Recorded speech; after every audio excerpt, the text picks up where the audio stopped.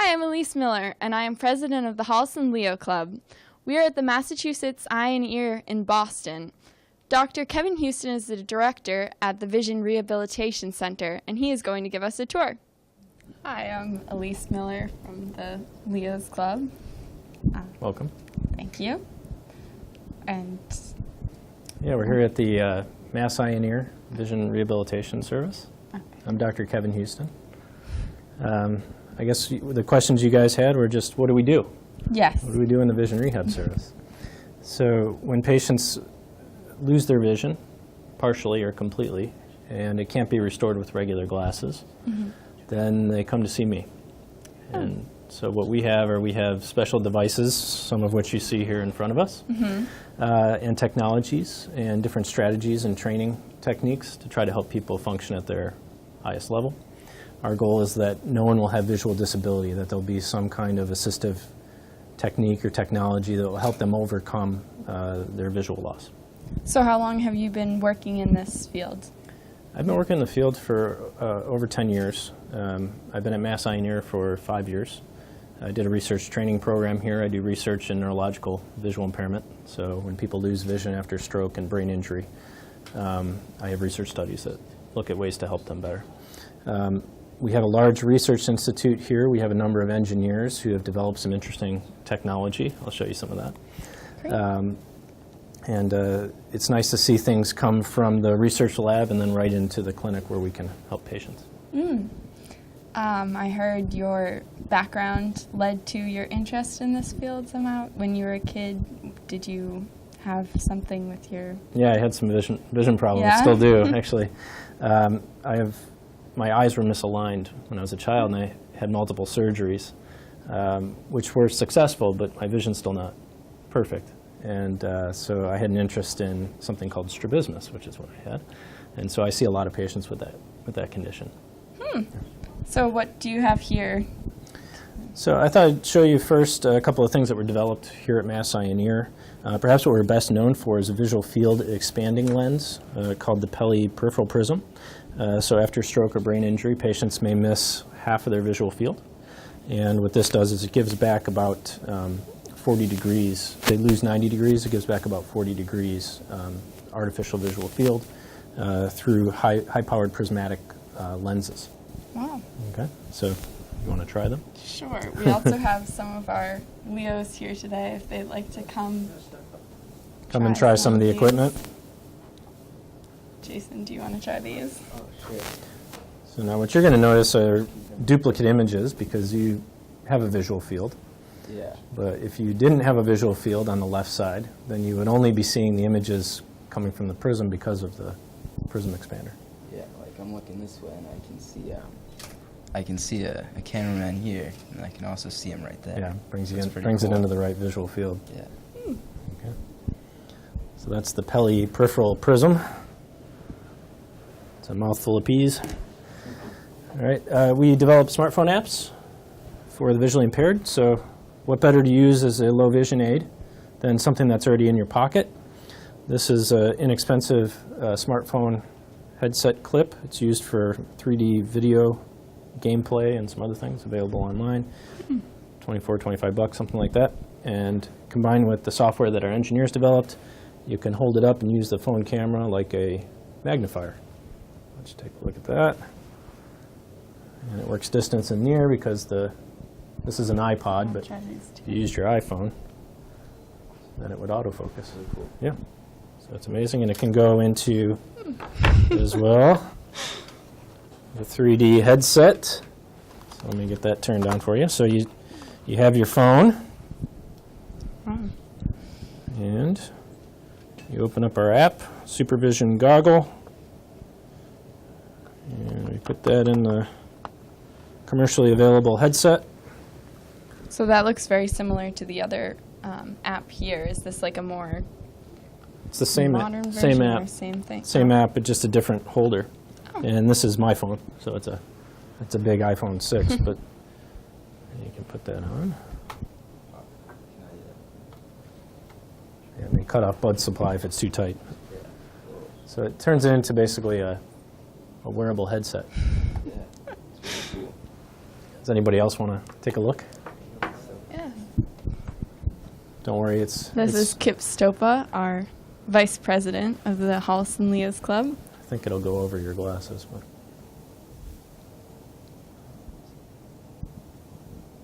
Is it extra helpful with glasses and that? It's very good. It's definitely a magnified image, but actually looking into the light doesn't magnify it too much, which is nice.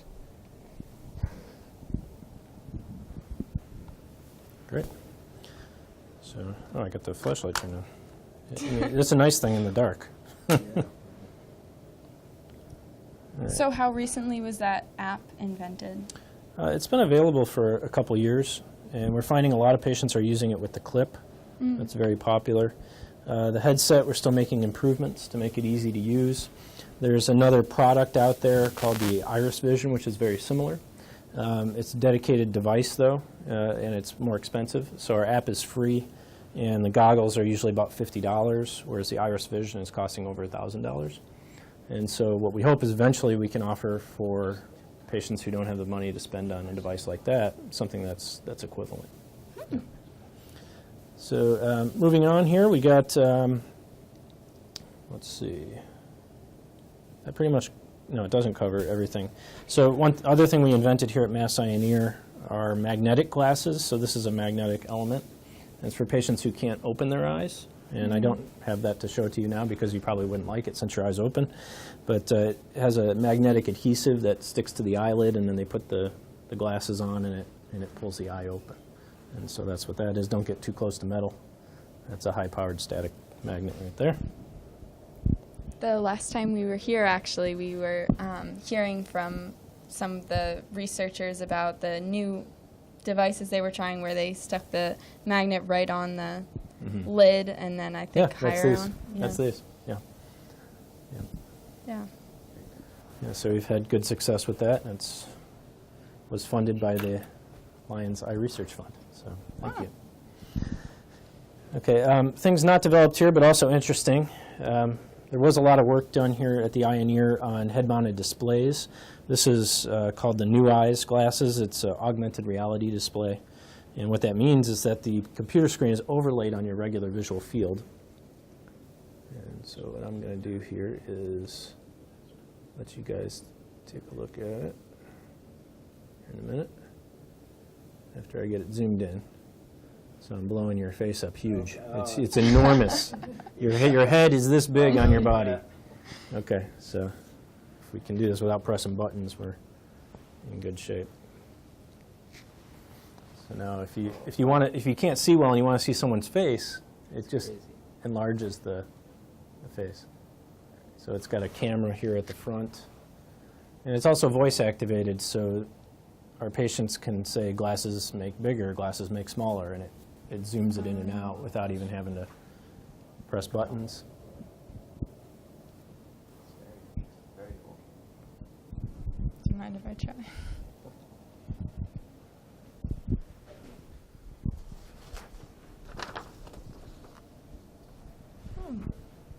There's like a screen there. And it just looks like it's floating out in Yeah, it's like you can see space.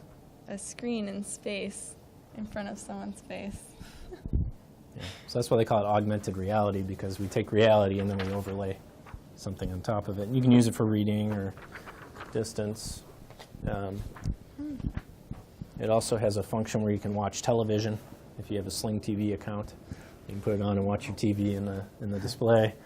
And it has something called OCR, which is where you take a picture of what you want to read, and then it reads it back to you while you follow along with the text.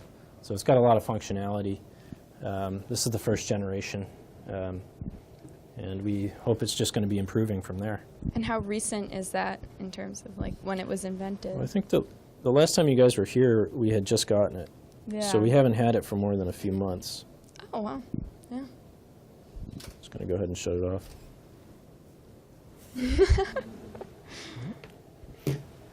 Another new device that we have is the Architec,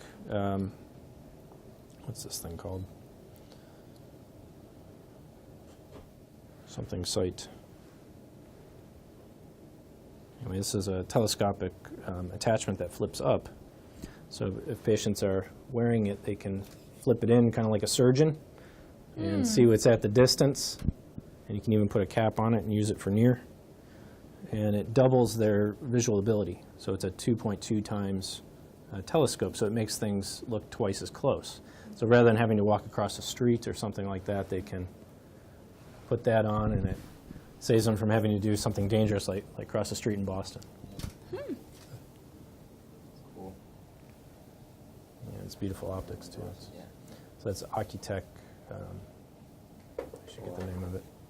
We can maybe provide the names at the end Okay, yeah. in case people are interested. So are you typically working with patients to help come up with what would work best for them, or are you designing some of these new technologies? What do you do? Yeah, so if a patient comes in and they have a good visual field, so they can see all the way to the side, but they can't see detail, then most of them are going to want something for reading and something for seeing detail at distance. We also deal a lot with driving. So Massachusetts and a lot of other states have something called a bioptic driving law, where patients can drive with bioptic telescopes. So this is a lot like the telescope you just looked at, but it's just on one eye. And it allows them to read signs from a further distance and identify hazards from a further distance. So we have a lot of patients that come in for that. So most people are getting something for reading up close, something for reading at distance. And then we may do some training with them for safety and things like that and adaptation. We also offer them support groups. So there's various support groups in the area. There's stuff online, like Facebook has a good visually impaired social group. And so that's nice that people can interact and find other people on Facebook that have a similar condition to them. So some of the conditions are very rare. But if you pull the entire world or United States, then you can find people that have your condition. You can connect that way. So we're trying to make sure we're taking care of people, not just their visual needs, but also their emotional adjustment to the visual loss. Oh. So you're typically diagnosing patients and evaluating their visual capabilities and what would capabilities, I think is. So the diagnosis is done usually in our retina department or our neuro-ophthalmology department, and then they send them here. So they come with the diagnosis. Oh, okay. We already know what's going on, which makes my job a lot easier. And we can just focus on, how can we get you functioning and seeing better. All right. Do you have any other questions? Is there anything else you wanted to see? Or? I can't help but notice Yeah. this. Oh, Yeah. yes. Extremely intriguing to me. Yeah, high-powered, looks like night vision goggles or something. It's not. It's a head-mounted binocular. So you can give it a try. It goes right over the glasses. It's a lot higher powered than the other one you tried. So depending on the patient, you were asking about how we decide which device. If we have somebody who needs a lot of magnification, then they might get something like that. So how magnified, like if you're looking towards me? If I were to see you, your whole head just within the within the telescope or the binoculars. It's very nice. Yeah, so if someone's going to a spectator event, something like that, they have great tickets to the Patriots. So they might want to get a pair of these so that they can see what's going on the field. Or if they're watching their grandkids, play sports. Yeah. On the weekend, a lot of times they'll want to get a pair of those so they can interact and they can see what's going on. So are most of these items something you would give out for a limited amount of time just for somebody to use for a certain event, or is this something that somebody would buy and then go home with and keep? Yeah, that's a really good question. I don't think we've ever considered just doing like a loaner program, like, hey, I'm going for this event, can I just borrow the device? People tend to either purchase it. There's very limited coverage by health insurance. So unfortunately, a lot of patients who need or could benefit from these devices don't get them. I think that's something that our young people in this country should look at and think about, those of you who are involved with the Lions Club. I know it's a mission for the Lions to bring sight. So this would be a nice area to advocate for people with visual impairment who can't get the devices and the assistive equipment that's available. So how many staff do you have employed that are working with this equipment or in the research? And in the research, yeah. So we have a very large research program. We have 4 scientists. One is a PhD engineer. 3 are doctor of optometry, and then myself. We also have a PhD optometrist who works with kids with cerebral visual impairment, Dr. Lotfi Marabet, who sees patients here also at the clinic. So the individuals I'm thinking of, Alex Bowers, who's an optometrist at Scapins, is an expert in driving with visual field loss. Russell Woods is primarily, at this point, he's done a lot, but he's primarily right now looking at TV watching in patients with visual impairment and how to make that more enjoyable and more interesting for them. Yeah. Pelle is the senior scientist. He developed the peripheral Prism lens that I mentioned and has done a lot of work in image enhancement for the visually impaired, you know, making that image look sharper or finding the edges. Does it make it pop out? Does people enjoy watching TV or function better? Gang Liu is a engineer, PhD engineer, who developed a lot of the smartphone apps that we've been talking about. So that's our team. We also have Dr. Galatis, who's a clinician who also sees patients in the clinic here with me. And we're hiring a new person, so we're still growing, and there is a need, and so we have a pretty good size team. So since you say that you do have a need for new people to enter your field, what was it like for you coming into this field? What was your path kind of like for any kids who are interested in maybe going into this? Yeah, I mean, if you like technology, if you're interested in vision, those two come together, and that's vision rehab. That's what it is. It's finding creative solutions to problems, both with technology and with other strategies. If you like gizmos and gadgets, obviously, we have a plethora of those. Yeah. There's always new things that can be done. We need creative minds. We need good minds. We need programmers. We need engineers. Not just optometrists. You know, we want both disciplines together, like we have here, because that's what comes up with terrific solutions. On behalf of the Holliston Leo Club, I want to thank Dr. Houston for taking the time to show us this exciting technology, which will help many people achieve better vision.